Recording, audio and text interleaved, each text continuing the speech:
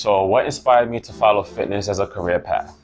Well, the first thing that inspired me to do that was my visible improvements in my physique, and when I was about 18 years old, because that's when I started lifting weights. So that inspired me to enter health and the fitness field.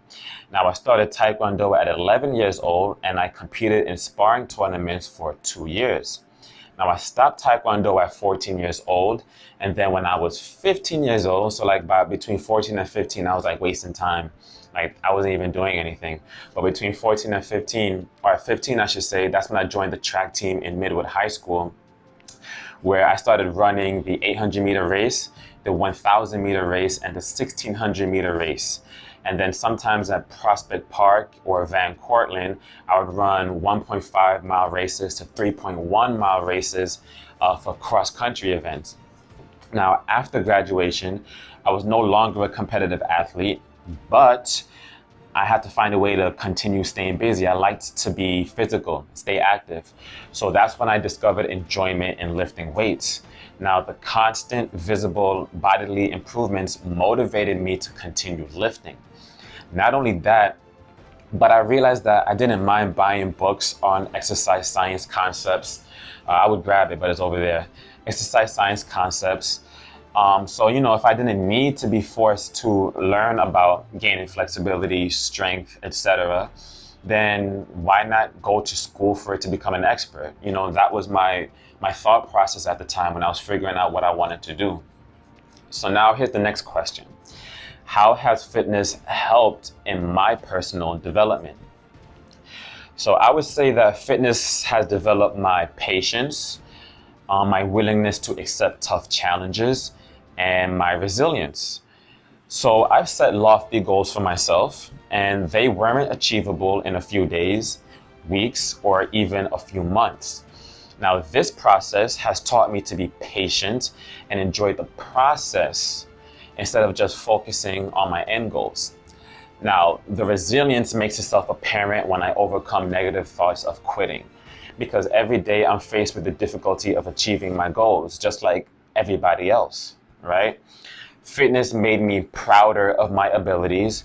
Therefore, fitness increased my self-esteem, my self-efficacy, my self-image, and my body competence, what it can do. And I was pleased with that. So here's going to be a weird but a true story about myself when I was a kid or a child. Now, I remember I used to be displeased with my body and its abilities as a child, because at one point I would have rather been a cheetah instead of a human, because cheetahs were cool. I thought they were cool. That's when I used to watch National Geographic and something else at the time, right? So I learned that cheetahs were able to run 90 miles per hour. So I was like, whoa, that's crazy. That's cool. And then me, I couldn't do anything. I was like, I'm skinny, I'm weak, I'm long, I don't have any specialized abilities. But when I started to train, that's when those things started to change. So with time, knowledge, smart, hard work, I was able to start developing a physique and a repertoire of abilities of which I'm proud. Training allowed me to jump higher, kick higher, lower my splits, strike harder, strike faster, and outwork most of my opponents with less effort. So why am I passionate about serving others? Well, I became passionate about helping others because I empathize and I sympathize. Now, I empathize because I was never always satisfied with my abilities and my physical appearance. So I used to be long, thin, and I didn't possess any skills, like I said up top. There were also times where I was also hindered from enjoying kicking and lifting weights due to the injuries that I encountered during practice. This also enabled me to genuinely empathize for others, for when others experience the same thing, I can actually feel for them, genuinely, authentically. Now, I don't like to see someone sidelined from their favorite activities because of injury. I've been in their shoes, I know how it feels. So that's the empathy part. Now, this is the sympathy part. I've been lucky enough, or I realize my luck, I guess you can say, of not having a life-changing injury. Now, I've had injuries before, but I'm still here. I can still walk, I can still go upstairs, I can still bend my knees properly, all of that stuff. So when I see people who must live the rest of their lives in wheelchairs or they're bedridden, I sympathize with more gratefulness for being able to move freely. And yeah. So the next question is, what struggles have I overcome to get to this point? So that's a diverse, kind of a loaded question, but I've overcome difficult college and university semesters, challenging advanced certifications, 12 injuries, not accounting for injuries that occurred at multiple times at the same site. I've had multiple knee injuries and stuff like that, right? Multiple back injuries, right? And besides the injuries, also the ambivalence of what to do with my life. Should I do this? Should I do that? I don't know. At one point I was in the law enforcement selection process, and that process was tedious. The results didn't favor my wishes for that time, but I'm glad that things didn't work out, because I would not be where I am today.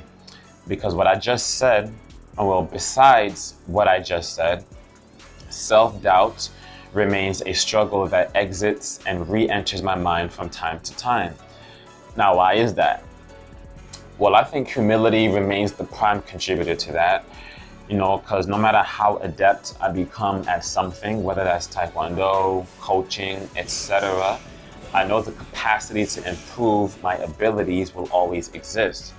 I'll never feel like I can do enough or that I know enough. It keeps me humble. It keeps me hungry. Now, what life experiences or events have prepared me for my current position?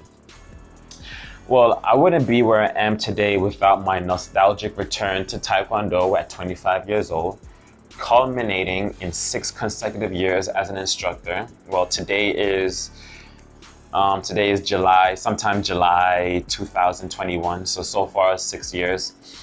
Number 2, my mental and my emotional distraught of injuries limiting my participation in beloved activities like lifting weights, kicking, turning, kicking, jump, turning, kicking, or just walking. All right. Number 3, self-satisfaction from consistently seeing results from mindful training, planning, and dedicated learning. All right. I'm always learning. I love to learn about what I do. Number 4, a hunger for knowledge, deepening my understanding on nutrition and especially training to be the best version of myself, and using this knowledge and experience to help others to reach the best version of themselves.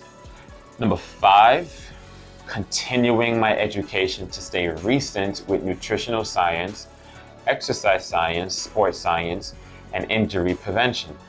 This way I can remain competent with coaching people, including myself, to lose weight, gain muscular strength, flexibility, power, balance, cardio fitness, core fitness, all while minimizing and circumventing injury. So if you already have an injury, then there are always ways, or at least for the most part, ways to work around that. Now, after saying everything that I've said, maybe you've seen some things I've posted on Instagram, my website, YouTube. The question is, would you like me to guide you towards becoming a more fit, injury-resistant martial artist? Would you like me to assist you with using smart exercise strategies and nutrition to get you to the top of your abilities and keep you there? Would you like to do anything representative of the pictures or videos that you just saw? Would you like to do better than the pictures and videos that you just saw? If you answered yes to any of those questions, you can message me on Instagram, click on the button below if you're watching this on my website, or you can email me. And with that, gotta go.